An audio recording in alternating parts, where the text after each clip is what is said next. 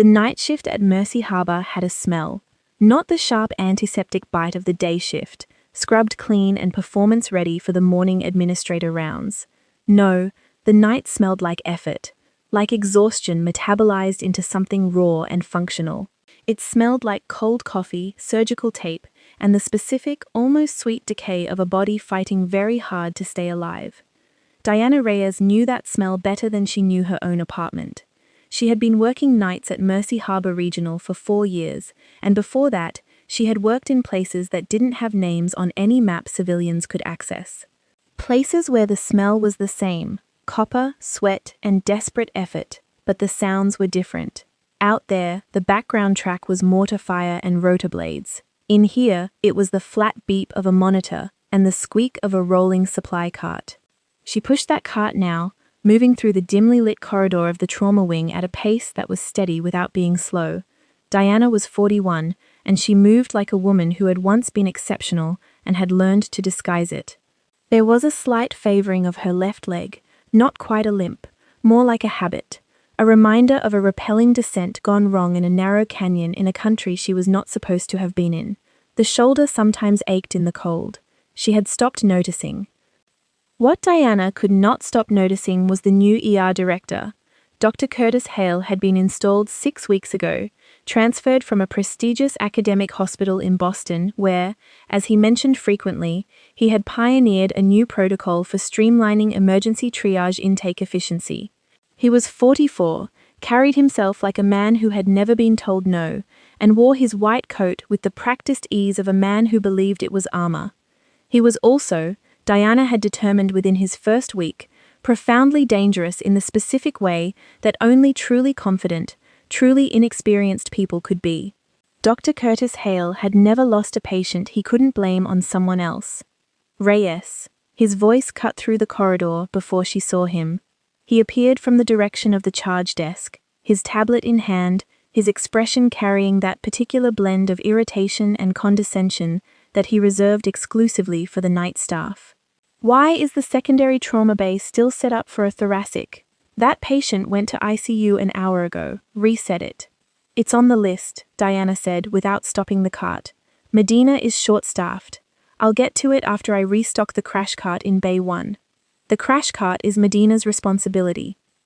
Medina is handling a pediatric code in 3. I'm handling the crash cart. Hale stepped in front of her cart, physically blocking her path. He did this occasionally. Diana had noticed it was something he did to the staff who didn't startle easily. He was testing for deference, hunting for the flinch. Diana stopped the cart. She looked up at him. She did not flinch. Reyes, Hale said, dropping his voice to the specific register men used when they wanted to sound reasonable while issuing a threat. You've been here long enough to understand how this works. The charge nurse coordinates care. The nurses execute care. You are not the charge nurse. You are not the attending. You are a floor nurse, 3rd shift, and your job is to do what the attending physician directs. Not to freelance, not to improvise, not to decide unilaterally what takes priority. Clear? Clear, Diana said. She did not move the cart. Hale's jaw tightened. Reset the secondary bay. After the crash cart. For a long moment he stared at her. Then he stepped aside with the sharp, contained fury of a man who had decided to collect on this later and walked back toward the charge desk. Diana pushed the cart forward. She didn't watch him go. She had met men like Curtis Hale in uniform too. They were the ones who read the manual carefully and memorized the hierarchy and confused both of those things with competence. In the field, the cost of that confusion was immediate and measurable. In a hospital, it accumulated slowly, a series of near misses and delayed responses and decisions made from a position of authority rather than information, until finally the cost came due all at once. Diana had spent 4 years waiting for Hale's cost to come due. It arrived on a Wednesday at 2:47 in the morning, in the form of a woman with no ID, no pulse history, and wounds that told a very specific story to anyone fluent in the language. The ambulance bay doors blew open at 2:47 with the specific controlled violence of a crew that was managing a situation rather than responding to one.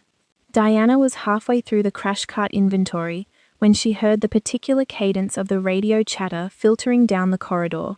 3-syllable word bursts, flat affect, the suppressed urgency of professionals staying calm, because panic was a luxury they could not afford.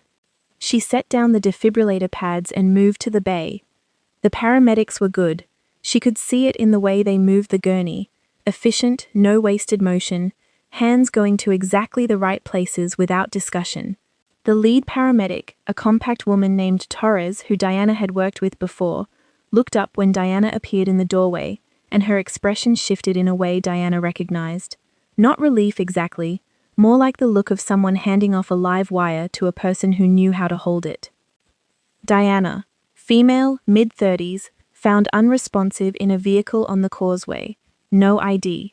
BP is 70/40. HR 130.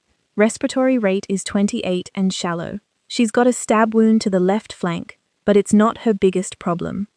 Diana moved to the gurney.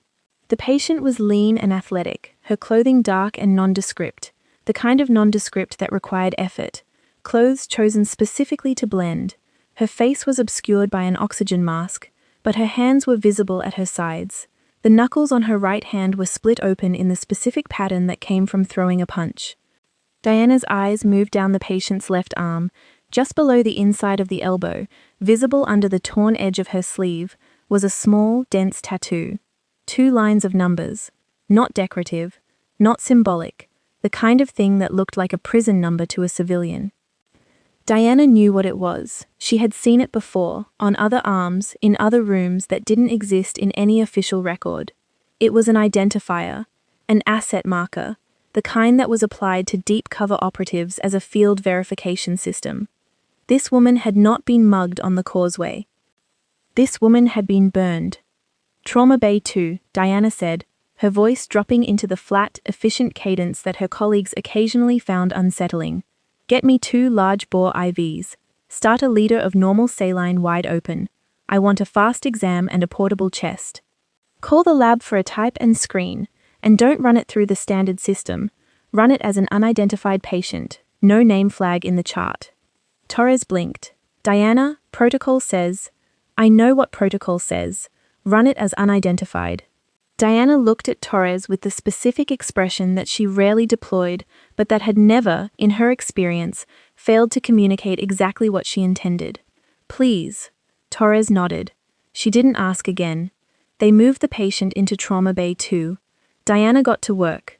She was in the middle of palpating the stab wound. Clean entry, no exit, something still inside, when the door swung open and Dr. Curtis Hale walked in. He had not been called. He had, Diana realized, been watching the ambulance bay on the monitor at the charge desk. What do we have? He said, stepping to the bed with the authority of a man who had just arrived to supervise. Female, unidentified, penetrating trauma to the left flank. Diana did not look up. Hemodynamically unstable. I'm assessing. Hale picked up the patient's chart, the thin, preliminary sheet that Torres had started in the ambulance, and frowned at it. Why is this flagged as unidentified? She has visible clothing. She was found in a vehicle. There are ways to establish. I want her kept as unidentified for now, Diana said. Hale lowered the chart. That's not your call to make. With respect, in the absence of the attending, initial nursing assessment determines. I am the attending, Hale said. I'm taking over this case. Get me a name search started. Cross-reference the vehicle registration, and somebody find out where her ID is. He stepped to Diana's side of the bed, pressing his own fingers to the edge of the wound in a way that made Diana go very still. Dr. Hale, she said carefully, the wound has a foreign body in it. If you apply lateral pressure, I've managed stab wounds, Reyes. Not like this one. He pressed. The patient convulsed. The monitor screamed. Blood pressure plummeted. She's in shock, the junior nurse called from the monitor station. BP is 50/20. HR is 150. Hale stepped back from the bed, his hands raised slightly, his face doing the thing it did when events exceeded his internal model of how events should proceed. Diana was already moving. Get me a massive transfusion protocol. Call blood bank. I need 4 units of O negative right now. She repositioned her hands over the wound, applying precise counterpressure, not lateral, not compressive, but a specific angled hold that stabilized the object inside without driving it deeper. The monitor steadied, fractionally. BP crept back up to 60/30. "How did you?" the junior nurse started. "Because I know what's in there," Diana said, quietly. Not for the room, mostly for herself. Hale recovered. The arrogance reassembled itself with impressive speed. "I want a surgical consult. We're taking her to the OR in the next 10 minutes. "She won't survive general anesthesia at this pressure," Diana said. "That's the surgeon's assessment to make, not yours. The surgeon is in Suite 2 finishing a bowel resection. That's 40 minutes minimum. She has maybe 20 before the object migrates and nicks the aorta." Diana kept her hands exactly where they were. "I need you to let me stabilize her here first."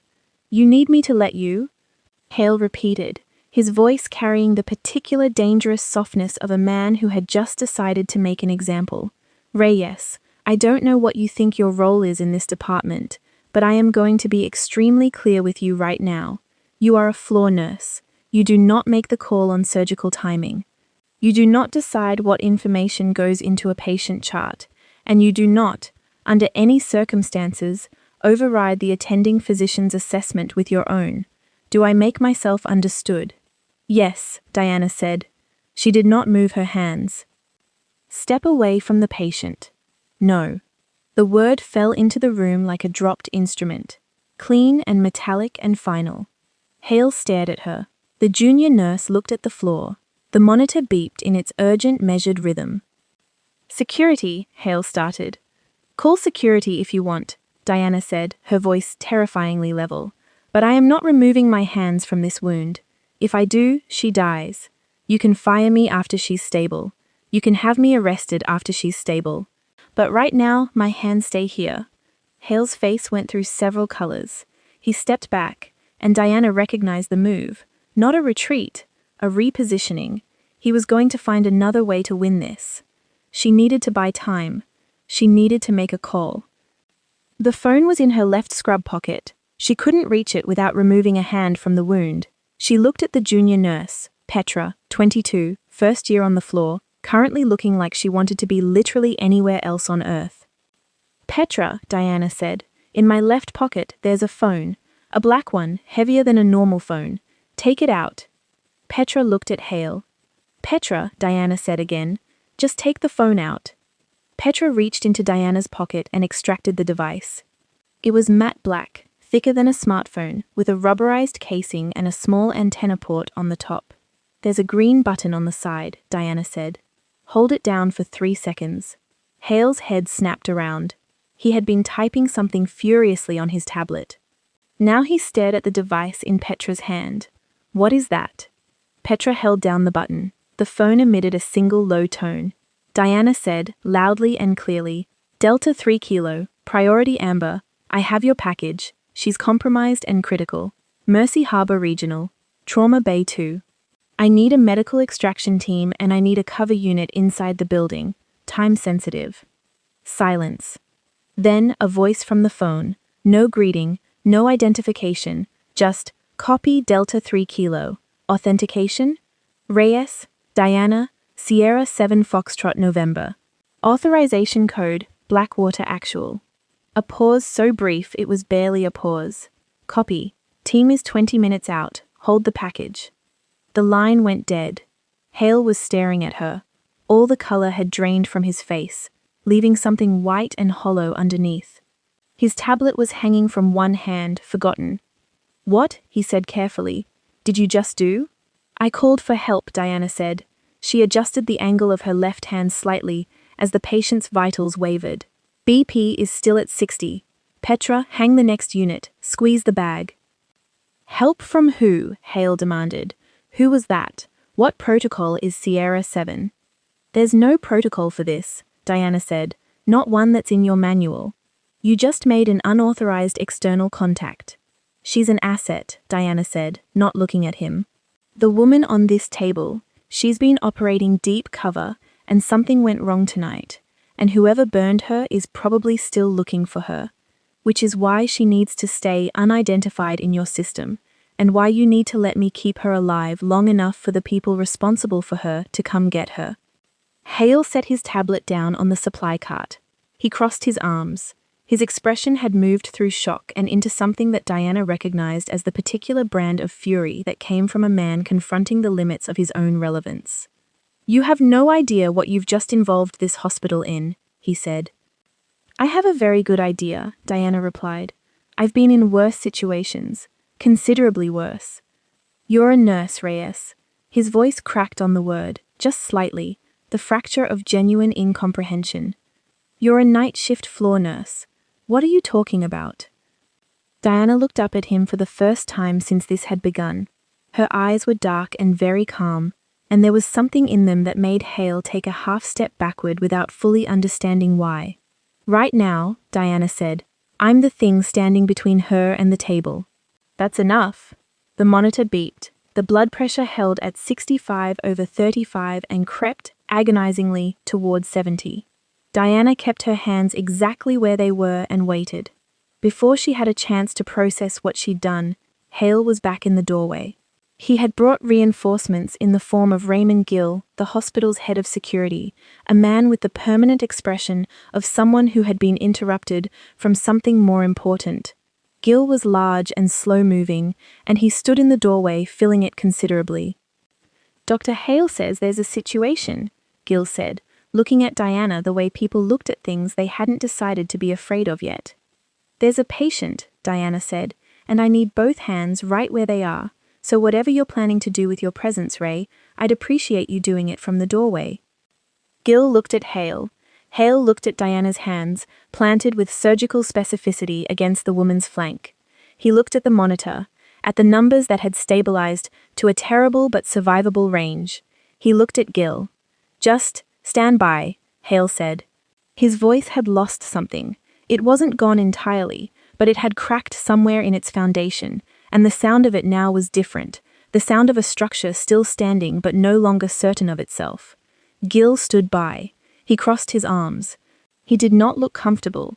Petra, meanwhile, was hanging the second unit of blood with shaking hands and the focused concentration of someone very young, trying very hard not to be the one who made a mistake in a room full of people who were already making them. "Squeeze the bag," Diana said to her without looking. "Faster, we need volume." Petra squeezed. The patient's blood pressure wavered at 68/38. Not good, but not gone. "How do you know what you said you know?" Hale asked from the doorway. He had not left.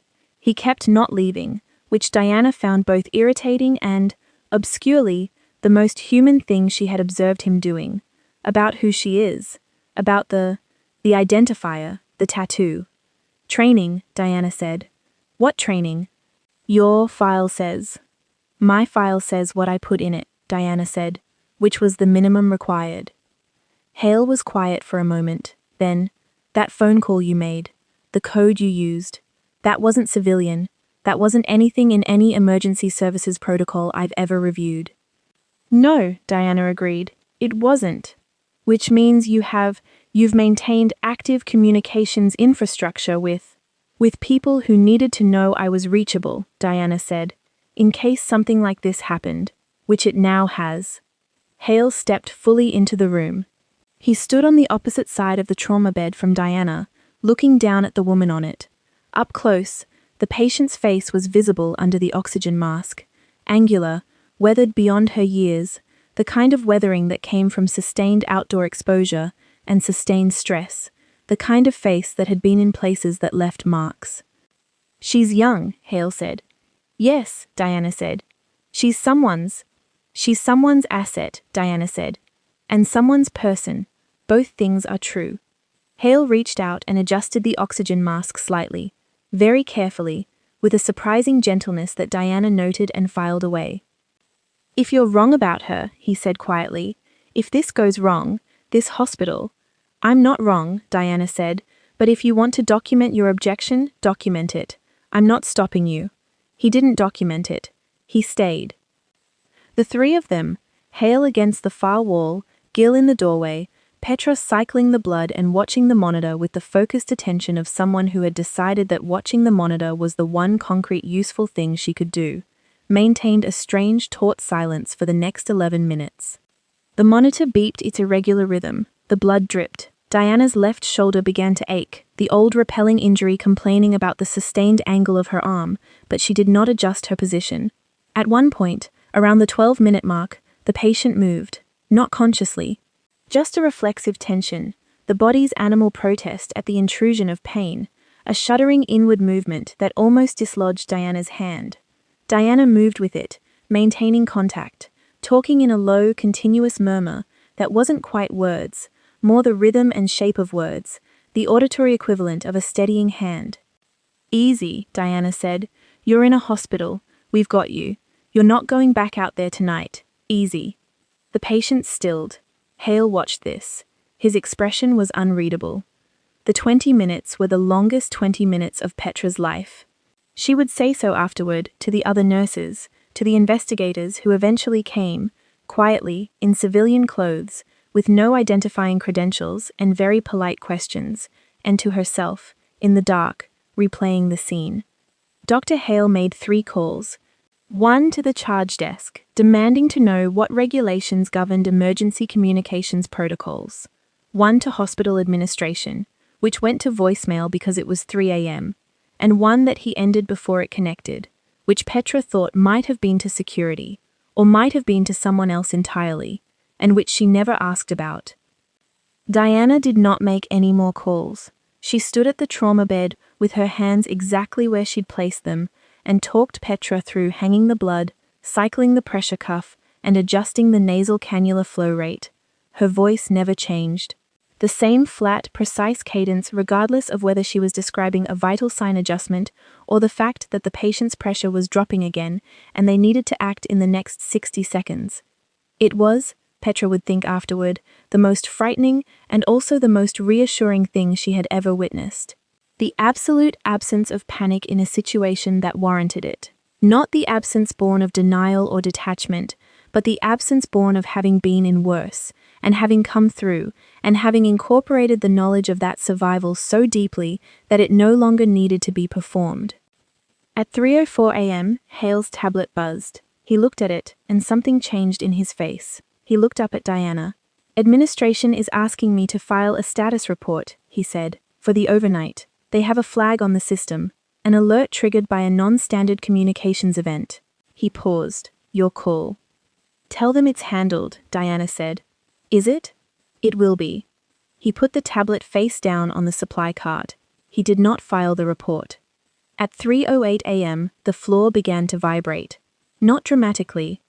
Not the Hollywood version, no shattering glass, no visible tremor, just a low subsonic pulse that Petra felt in her sternum before she heard anything, like the hospital itself had a heartbeat and something enormous had just moved into range of it. Then the sound arrived, a heavy, rhythmic percussion, military rotors, multiple aircraft, and not the light civilian medevac birds they occasionally received. Something heavier, something with real displacement. Hale moved to the bay window. His reflection in the dark glass was pale and complicated. Outside, in the parking structure east of the building, 2 lights had appeared. Not landing lights. The narrow, intense beams of vehicles moving fast, cutting through the pre-dawn dark of the parking structure with the sharp certainty of people who knew exactly where they were going. The first team came through the ER entrance 40 seconds later. There were 6 of them. They were not in tactical gear. This was what struck Petra first. They were wearing civilian clothes. Dark jackets, plain pants, athletic shoes, no patches, no visible weapons. Nothing that would have flagged them to a civilian eye as anything other than a group of people arriving with quiet purpose at a strange hour. But they moved like water around a rock, sliding through the ER corridor without disturbing the remaining night staff, without raising their voices, without drawing any unnecessary attention. 2 of the night nurses looked up from the station as they passed. One started to ask something. She stopped. There was nothing overt to respond to, and yet there was also something about the way these people moved through the space, the economy of motion, the absolute awareness of every doorway and sightline, that activated a very deep, very animal part of the brain, that recognized, without being able to articulate why, that these individuals were operating in a different register than the world around them. Gil, in the doorway of Trauma Bay 2, straightened unconsciously as they approached. He didn't reach for his radio, he just stepped aside, the way people step aside when something large and certain moves toward them. The charge nurse at the central station, a 20-year veteran who had seen everything, watched the 6 people flow past her desk and said nothing. Later, she would describe it as watching a flock of birds change direction all at once, as if they all knew something before anyone told them. The point person was a woman, late 30s, dark hair pulled back, wearing a black jacket with no identifying marks. She came through the trauma bay door, assessed the room in approximately 1 second, and looked at Diana. Delta 3 kilo, the woman said. Reyes, Diana confirmed. She's been stable for the last 7 minutes. The object in the flank is a ceramic blade fragment, seated against the peritoneum. She needs a surgeon, but she needs to be out of this system first. We have a medical team with us. The woman glanced at the monitor, at the patient's face, at Diana's hands still braced against the wound. Something crossed her expression, not surprise exactly. Recognition. How long have you been holding that? Long enough, Diana said. The medical team moved in. They were fast and silent and completely outside Diana's civilian professional framework, 2 of them in particular handling the patient with the specific, competent roughness of people who had done this, in moving vehicles, in bad light, in worse conditions than a well-lit trauma bay. They had their own equipment, things that weren't in any hospital supply catalog. They had the woman on a portable litter and moving within 4 minutes. During those 4 minutes, Hale said nothing. He stood against the wall, arms still crossed, watching. His face had settled into something that Diana couldn't quite read. Not anger anymore, something more like a man in the process of revising a foundational assumption. When the medical team moved the patient out of the trauma bay, the lead woman stopped beside Diana. You bought her the time she needed, she said quietly. She wouldn't have made it to us without you. She's not out of it yet, Diana said. No, but she will be. The woman looked at Diana for a moment with an expression that contained a great deal of unspoken information. Reyes, you were pararescue? Past tense, Diana said. The code you gave was current. Codes don't expire, Diana said. People do. The woman almost smiled. We'll be in touch. She moved out of the bay. Diana heard the convoy move through the corridor, that same liquid, precise movement, and then the sound of the ER entrance doors, and then the subsonic percussion of the aircraft outside shifting in pitch as they prepared to receive their cargo. She stood in the empty trauma bay, looking at the blood-stained bed, the scattered packaging, the monitor still cycling through its useless readouts with nobody attached to it. Hale was still against the wall. Pararescue, he said finally. The word came out flat, like he was reading it off a page in a language he was just learning. You were Air Force Pararescue. Jumper, Diana said. She began stripping the used trauma bed, pulling the bloody sheets with practiced efficiency. PJ, Special Operations. Search and Rescue, Combat Search and Rescue, Direct Action Support, Personnel Recovery, and Court. She balled the sheets and dropped them in the linen bin. I did it for 9 years. Hale was quiet. Outside, she could hear the helicopters changing pitch again, departing. Why didn't it say that in your file? He asked. Because I didn't put it there, Diana said. She began remaking the bed with clean sheets, snapping the corners with the particular crisp authority of someone who had done it in tents, in the backs of aircraft, on the floors of field stations. When I transitioned out, I wanted to be a nurse. Just a nurse, not a story, not a resource, not a thing that people call when they need something that makes them uncomfortable. She smoothed the top sheet. You made it very clear, from your first week here, that you sort people. You decide who has information worth listening to, and who's there to execute your decisions. I've worked for commanders like that. She looked at him. It never goes well. Hale was very still. She would have died, he said. The woman, if you hadn't.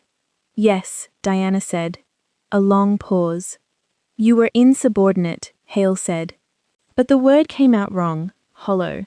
like a bluff called too late in a hand that was already lost. Yes, Diana said again. Write me up. She finished making the bed. She pulled fresh trauma bay supplies from the cabinet and began restocking the crash cart. Hale stood there, watching her hands move with their familiar, unsettling efficiency, the same hands that had held a woman's life together for 23 minutes in a room where he had been the one with the medical degree and the authority and the title on the door, and had been, functionally, the least useful person present. Why nursing? He asked. It came out different than his other questions. Less interrogative, more like something that had been sitting in his chest and had finally found an exit. Diana paused with a sealed package of IV tubing in her hand. She set it down. Because it's clean, she said, after a moment. In the field, it's never clean. The decisions, the costs, the things you carry home. She picked up the package again and opened it. In here, most nights, someone comes in broken, and you fix them, and they go home. It's a complete transaction. I needed, to work somewhere where the outcomes were discrete, where the damage had edges. And tonight, Hale said. Tonight, the damage didn't have edges, Diana said. It bled over, the way it used to. She looked at him. But she's alive, so the edges can be cleaned up. A long, quiet moment stretched between them, filled only with the steady beep of the newly reset monitor and the distant sound of Darlene at the charge desk, settling back into the normal rhythms of a pre-dawn emergency room. I owe you an apology, Hale said. The words were clearly costing him something. They came out with the stiffness of a structure not designed for that particular motion, for dismissing for the way I've been since I got here. Diana looked at him for a long moment. You're very good at the medicine, she said finally, and you're very good at the system. You're just not good, yet, at the room, at reading what the room needs. She turned back to the crash cart. That can be taught. She did not say who would teach it. She didn't need to. He picked up his tablet, and without another word, he walked out of the trauma bay. At 5:15 a.m., 47 minutes before the day shift arrived to take over, Diana was at the nurse's station, completing her documentation when the ER entrance doors opened. The woman in the black jacket came back alone. She walked to the nurse's station, stood in front of Diana, and placed a folded piece of paper on the counter. She's in surgery, the woman said. Prognosis is good. The fragment was millimeters from the aorta. She paused. If you had moved your hands... I know, Diana said. Your read on the wound was correct. The angle of entry, the seated position of the fragment, your field assessment was exactly right. There aren't many people who would have known that. There aren't many people who've seen what I've seen, Diana said, not without a certain quiet weight. The woman nodded at the folded paper. That's not official. It'll never be official, but it's from people who wanted you to have it. Diana unfolded the paper. It was a single page. At the top was a seal she recognized, not a military branch seal, something more discreet, more permanent. Below it, a short paragraph of dense, formal language that she read twice. And at the bottom, a list of 8 names. Signatures. She recognized 2 of them. Men she had pulled off mountainsides in weather that should have been unsurvivable. Men who had been on her litter, in her hands, in rooms that didn't exist, in years that were supposed to be over. Diana folded the paper carefully and put it in her pocket. Tell them, she started. I will, the woman said. She left. Diana sat at the nurse's station with her hands folded on the desk in front of her, looking at the empty corridor. The fluorescent lights hummed. Somewhere down the hall, a monitor beeped its steady reassurance. The night shift was almost over. Petra appeared from the medication room, carrying a cup of coffee that she set in front of Diana without being asked. Are you going to be okay? Petra asked, quietly, because she was 22 and didn't know how else to ask the real question. Diana wrapped both hands around the cup. The warmth was immediate and exact. I'm fine, she said. She meant it. Down the corridor, Dr. Curtis Hale's office light was on. Diana could see it through the glass panel in his door, the steady, unblinking rectangle of administrative illumination. She wondered, briefly, what he was writing. What revision of events he was committing to an email or an incident report or his own understanding of what had happened tonight. She decided she didn't particularly care. At 5:59 a.m., the day shift charge nurse arrived, took one look at the state of the trauma wing, and asked Diana what had happened. "Busy night," Diana said. She handed over the shift report, stood up, retrieved her bag from the locker room, and walked out of Mercy Harbor Regional into the early grey morning. The air outside smelled like rain that was finished and a city just waking up. In the east, the sky was beginning to separate from the night, a thin line of pale light, not dramatic, not golden, just the simple, persistent return of the day. Diana pulled on her jacket, favoring the left shoulder, and walked across the empty lot to her car. She was a floor nurse, third shift. She had done what needed doing. She went home. Dr. Curtis Hale filed an incident report at 6:30 a.m. The final version described a non-standard patient intake scenario and a communications irregularity that was currently under review. He did not describe Diana Reyes as insubordinate. He did not describe her as a floor nurse. He was not entirely sure how to describe her at all. 3 weeks later, a card appeared on the break room table. No return address, just Diana's name on a plain white envelope. Inside was a single index card with 4 words in block print. "Package delivered, all clear." Diana read it, put it in her pocket, and poured herself a cup of coffee. Petra, watching from the doorway, asked, "Good news?" "Good enough," Diana said. She went back to work. If Diana's quiet, unbreakable professionalism left you holding your breath, hit that like button. Some heroes don't announce themselves.